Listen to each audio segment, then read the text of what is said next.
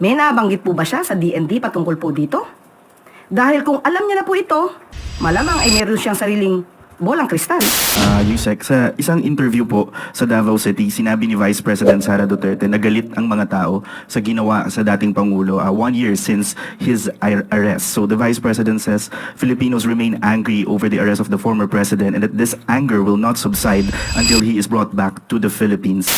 Anyway, Undersecretary, basing from Alexis's question, before when he asked you about yung potential cabinet changes, you would immediately respond saying na he or she enjoys the confidence and trust of the president. Now there seems to be a shift in terms of the directness of the answer. Oh, really? Yes, there is. What prompts that? Maaari na po akong tumanggap na inyong mga katanungan. Unang tanong mula kay Ana Bajo, GMA News Online.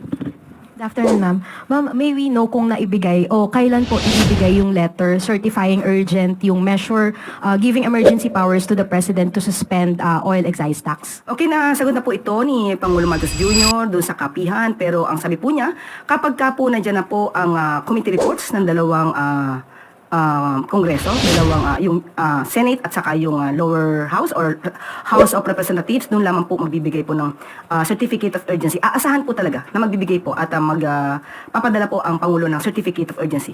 Ma'am, kasi yung sa House, napasa na nila yung bill on second reading kahapon. Nabasa po kaya ni Pangulo yung version ng House and is he satisfied with that version? Sa ngayon po ay hindi pa po ipinapaalam sa atin kung naibigay na po ang kopya nito. At hinintay po natin na maging final po yung ibibigay nilang committee reports. At Sama doon lamang namin po, sa Senate. yes, at doon lamang po action ng ating Pangulo. Ma'am, despite these interventions being pushed by the administration, VP Sara said kulang pa rin yung preparation ng administration regarding dito sa tension sa Middle East. And allow me to read a portion of her interview. Wala tayong nakikita na ginagawa ng administrasyon. Ang banta ng gera, narinig na natin yan noong taong 2022 pa lang. Dapat noong 2022 pa lang, naghanda na ang pamahalaan na ito, pero wala tayong nakitang paghahanda. Maybe get your comment on this, ma'am. Dapat tinanong niyo muna ang Vice Presidente, 2022, anong buwan? Baka naman panong-panong kanyang ama ito. Tandaan po natin, ng 2022, nangangampanya po sila pareho ni Pangulong Marcos Jr. Uniteam sila. May nabanggit po ba siya sa Pangulo patungkol dito? May nabanggit po ba siya sa DND patungkol po dito? Dahil kung alam niya na po ito, malamang ay meron siyang sariling bolang kristal. Ay dapat ipinaalam niya kung ito ay verified info nang galing sa kanya. Dapat ipinaalam niya ito agad sa bansa. Ipinaalam niya ito agad sa Pangulo at sa otoridad. So, kung siya may alam as early as 2022 at hindi man lang niya ito binanggit diretso sa ating mga kababayan, sino ang hindi nagtrabaho? Sino ang walang ginawa? Tandaan po natin, ipinagmamalaki niya meron siyang impormasyon patungkol dito. Hindi po ba obligasyon niya bilang Vice Presidente na ito ay ipaalam sa ating otoridad? Para man lang ang ating mga kababayan, katulad na sinasabi niya, ay nakapaghanda. Kung hindi niya to sinabi, definitely, this is a breach of public trust. Meron po tayong tinatawag na non-feasance, mga taong gobyernong hindi nagtatrabaho. Thank you, ma'am. Sunod na tanong mula kay Samuel Medinilla. Good afternoon, ma'am. Yes ko lang po, if may plan po bang government umutang sa mga international lending institutions to fund the Middle East crisis response ng government? Sa ngayon po ay wala pong napabanggit patungkol po dyan. Kinausap po natin at tinanong po natin to mismo kay Secretary Go ng Department of Finance. Ngayon po ay walang balak. Bali sufficient po yung funds ng government for Yes po, sa ngayon po ay hindi pa po napag-iisipan kung uutang po. Tapos on another topic po, may budget po bang na-allocate yung government para po dun sa ongoing bid ng Pilipinas para dun sa United Nations Security Council seat po? Meron po, ayon po yan sa 2026 po natin. Meron pong budget. Bali, magkano po kaya yun? Opo, binanggit po sa akin ni Secretary Tess, hindi ko lang po naisulat dito, mga 20 plus million pesos. Ibibigay ko po yung pinakadetalye. Hindi ko po na sulat sa aking note. Pero nabanggit na po sa akin ni Secretary Tess. I-ask ko na lang po kung saan po kaya gagamitin po yung fund na yun. Sa pangangampanya. In what manner po? Will it be used to speak with other countries or will it be ano po? Saan po? sa lahat ng klase ng pangampanya para po maipakita ng ating Pangulo na tayo po ay interesado na magkaroon ng non-permanent seat sa UN Security Council. Thank you po. Sunod na tanong mula kay Tristan Nadalo, Newswatch Plus. Good afternoon, Yusek. Sa isang interview po sa Davao City, sinabi ni Vice President Sara Duterte na galit ang mga tao sa ginawa sa dating Pangulo 1 year since his arrest. So the Vice President says Filipinos remain angry over the arrest of the former president and that this anger will not subside until he is brought back to the Philippines. Sabi niya po, it is unthinkable that a government, no matter the political differences with the administration, would send a citizen to a foreign jurisdiction. So galit ang mga tao, isang taon nang galit ang mga Pilipino. Ano pong assessment nyo dito? Ulitin natin, sana tinanong niyo siya, gaano karaming tao ang galit? Dahil itong pagpapadala kay dating Pangulong Duterte sa The Hague, ay ito ang unang hudyat para mabigyan ng hustisya, hindi lamang po ang mga biktima ng EJK, pati na rin po ang dating Pangulong Duterte. Wala po tayong masasabi kung lahat ba ng Pilipino ay galit. Malamang sa kanilang parte dahil ang kanyang ama ang naaakusahan at nililitis sa salang crimes against humanity, malamang ito po talaga ang kanilang magiging reaksyon. Pero sa parte po ng mga tao na nagsusulong ng human rights at lumalaban sa mga karumal-dumal na pagpatay na bunga ng EJK at war on drugs ni dating Pangulong Duterte, hindi naman sila galit at sila ay nagpupunyagi. Sa ngayon po, masasabi natin, ang ginawa po ng gobyerno, hindi lamang po ito para isalba ang sinuman. Ito rin po ay para sa mga taong, sa mga Pilipino na siyang nag-file ng complaint.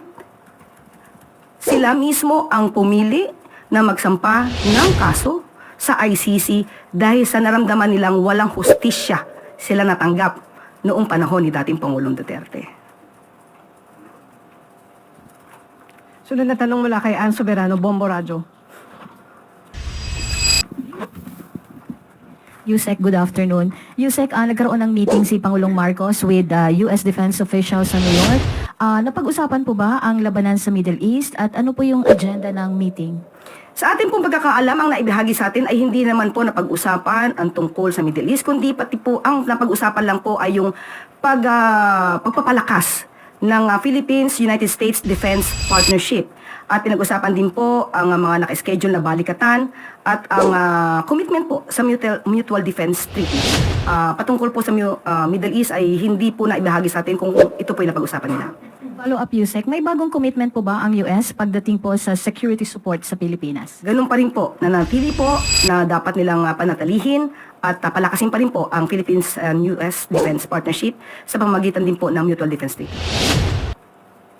Follow-up question mula kay Tristan Nadalo. Yusek, sa Middle East issue rin po, naglabas po yung FBI ng warning about a possible Iran retaliation on Californian targets, knowing na marami pong mga Filipino rin ang nasa California. How serious is how serious po itong threat na to or itong warning na to na posibleng atakihin din po itong California? Kapag may ganyan po na mga impormasyon, kailangan din po talaga maganda ang ating bansa para sa ating mga kababayan.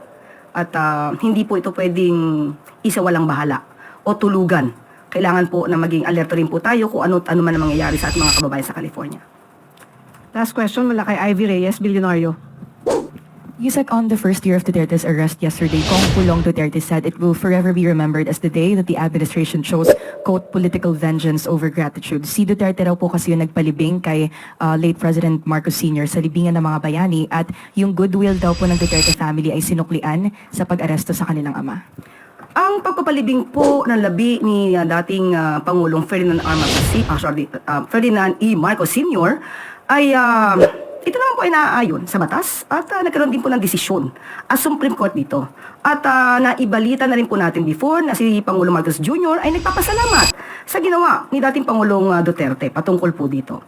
Pero ang pagtanaw ng utang na loob ay hindi naman po kinakailangan na i-tolerate o tulugan ang anumang akusasyon ng kriminalidad at takpan ng mata sa maaaring nadulot ng karumal-dumal na patayan ng EJK.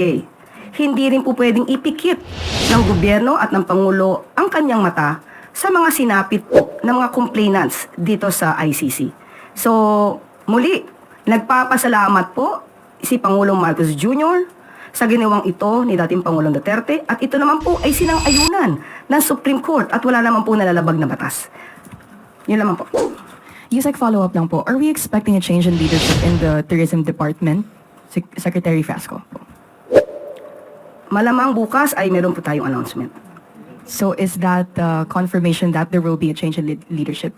Pwedeng oo, pwedeng hindi. Magbibigay kami ng announcement tomorrow. Is this Makita ang ulo. Yusek, follow-up po last. Is this trade diplomat Dita Angara replacing Secretary Frasco? Hindi po ako makapagbibigay ng anumang detalye sa ngayon. Hindi pa po ibinibigay sa akin ng papel kung mayroon man. Kapag ka mayroon ng ibinaba na anumang anunsyo, ibibigay ko po agad sa inyo. Kahit po tayo ay work from home tomorrow. So may... Pero Yusek, normally, dalawang beses na dininay ito, ngayon hindi nyo dininay. So what does that mean? Meron na ba ako inamin? Kaya nga, so, Wala ba ako inamin? Ang sabi ko, kung may darating na papel, ibibigay ko sa inyo ang anunsyo bukas. So kung walang papel, wala ko i-announce. so So Yusek, confirm lang po namin, does Secretary Frasco still enjoy the trust and confidence of the President? Sa ngayon po? Ngayon po. Opo.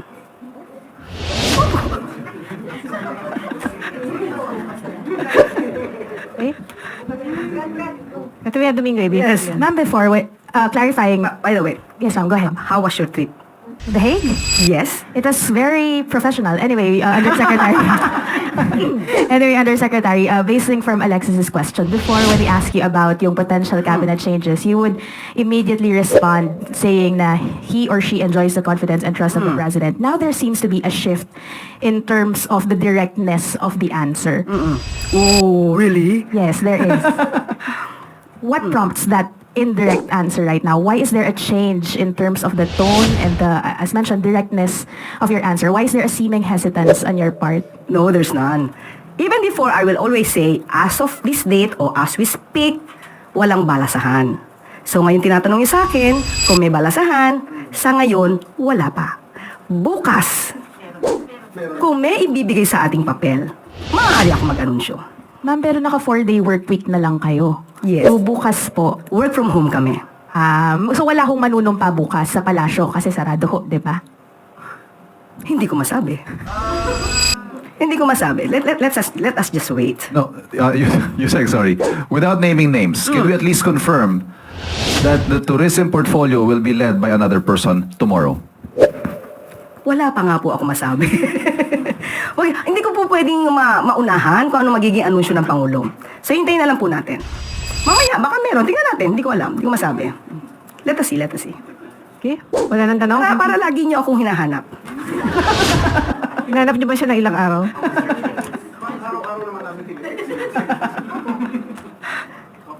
Okay? Balik sa'yo, Yusek. Maraming salamat.